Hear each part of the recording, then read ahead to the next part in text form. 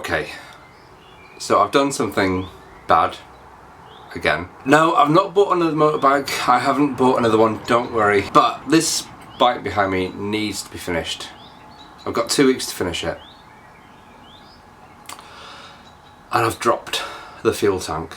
If you would have been following this build, which I'm sure a lot of you have, you'll have seen the painstaking process of painting this fuel tank, adding a few more details onto it. And then the other day when I was working on this bike, I put it to one side, tiny little stand. It was about a foot off the ground. I then moved my arm back to go and get something, forgot the tank was there, and then it fell flat on its face on the ground. So I need to sort that out. But no, I'm not going to film it. I'm not going to bore you with that, but I will show you the damage. It's a significant damage. It's not much, but it needs a bit of filler, a tiny bit of filler, and it definitely needs a respray on the red and on the white section as well. So I'm going to have to do all that, as well as finish the bike in 2 weeks. But good news, we've got the exhaust back. Do you know what? It's actually turned out all right. So the exhaust is down here, ready to be put on. Of course, this is the engine without the exhaust. Today we're going to do that. We've got a few other bits as well. Where are my bits?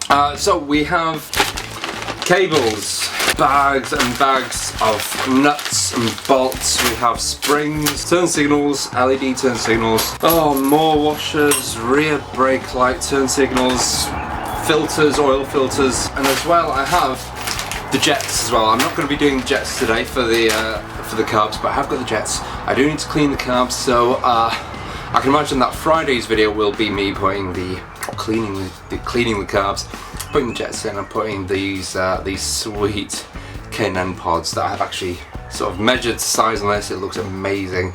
I'm putting them on Friday. So today, let's get on with what I can. Put all these little extras on, get the bike a little bit more finished than what it is, put the exhaust on, see how that works, and worry about the tank later.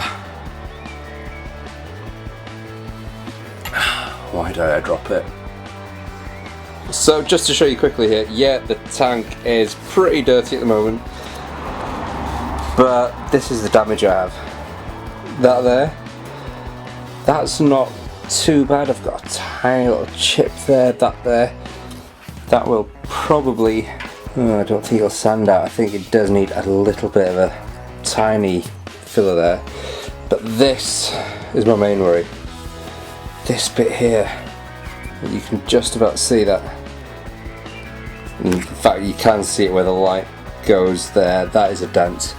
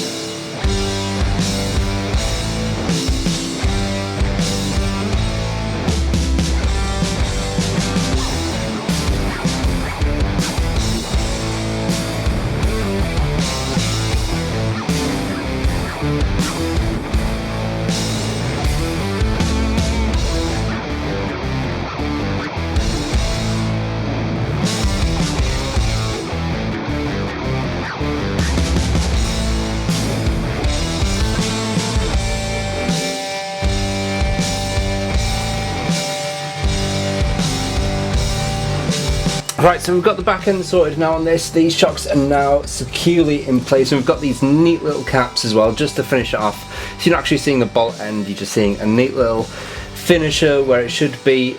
Beautiful. The only thing I've got to do here is get a proper M10 bolt for this. So at the moment it's a normal hexagon shaped bolt, but I do want to get an Allen bolt to put in there. Also I need some M10 washers, which I'm all out of at the moment, so that is another job. The next thing I do want to sort out as well on this is these kind of ugly bolts. As you can see, they are loose at the moment. They are the nuts and the bolts and everything that holds the engine in place.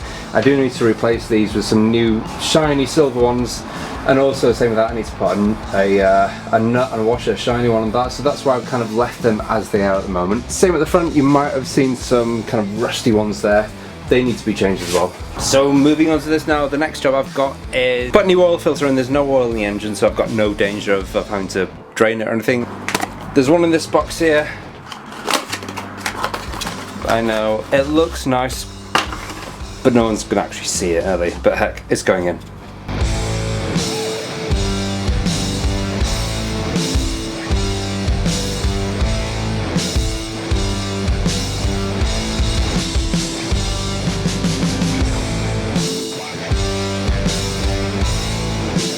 And the last thing I'm going to put on today is the exhaust. So that's one little piece over there, that's the other bit, and it goes all the way down this way into this little box here. So I know this exhaust is going to probably cause a bit of mixed opinions, as people are on YouTube. Everyone has an opinion, so some people are going to like it, other people aren't. But one thing I did want to make for sure is that I was using this oh, there's a mark there, this little black shorty at the end here. My kind of brief for instructions to the welder was that I wanted it pointing up at an angle which follows, let me show you now, which followed that little red bar at the back, so you can see the exhaust bracket I've put up there. So I wanted the exhaust to go along the side and then poke up there. Now the problem I had was that the exhaust itself ran kind of under here, so if you poked it up then it would be running directly under this pipe, and I wanted it to kind of edge out slightly.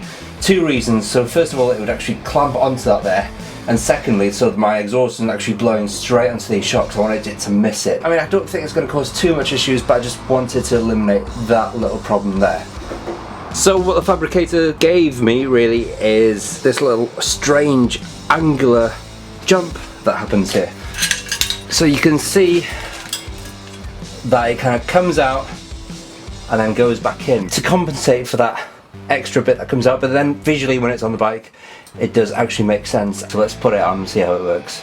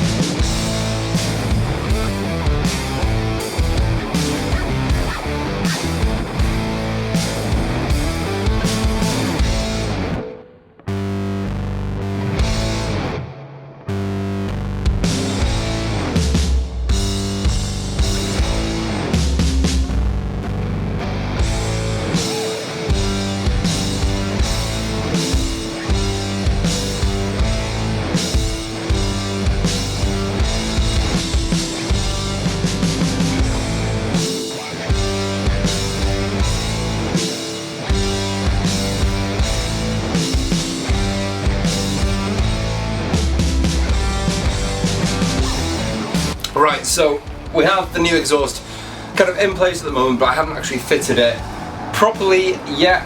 Drilled the holes and everything that's needed, but I just need an exhaust kind of rubber mount. Obviously I don't want the vibrations of the exhaust to go through the frame, so I need a rubber mount in between the exhaust bracket and the frame. So of course I'm going to put a bit of exhaust strap around it. These pipes aren't the neatest at all, they're a bit past it basically. Exhaust strap does hide a lot of sins, so I'll be doing that for now, but I'm in a dilemma. I don't quite know what colour I'm going to do. I'm erring on the side of black at the moment. Keep the black theme going on so this red sort of accent does pop out. This Friday's video will be sorting the carbs out. I'll be putting the carbs in, I'll be putting these beautiful K&Ns in there as well, and that will just complete this kind of rear void at the moment. The K&Ns do actually poke out just a little bit further as well, so it does make it look a lot nicer, and that is the look that I want to go for, a mean look. As well, I know a few of you commented on this ugly little thing, so I'm going to clean this up this week, get it looking nice and white. I'll try a few different ways. This needs to go in before the carbs do, because it's a nightmare getting it in once the carbs are in. So that is it, jets and carbs and filters on Friday. Next week on Monday it is full steam ahead with this bike, so we are going to be exhaust wrapping the exhaust, and I've also got a beautiful digital dial to go on that. As I mentioned, I've ordered some beautiful new tyres to go on this as well, so the new tyres are going to go on. They are going to be nice, chunky, no, not Firestones, but they will be nice, chunky tyres that kind of fit the style of this. Front gaiters, they're a bit compressed at the moment, which we all knew about that. It was kind of one of those things I put on just to see how it works. But anyway, that is it. If you want to stay up to date with all three of these builds, specifically this one for the next couple of weeks, subscribe. Follow me on Instagram, there's always feeds on that, day-to-day feeds of what I do, what I get up to with all these bikes. So until then, ride safe, take care, keep on building.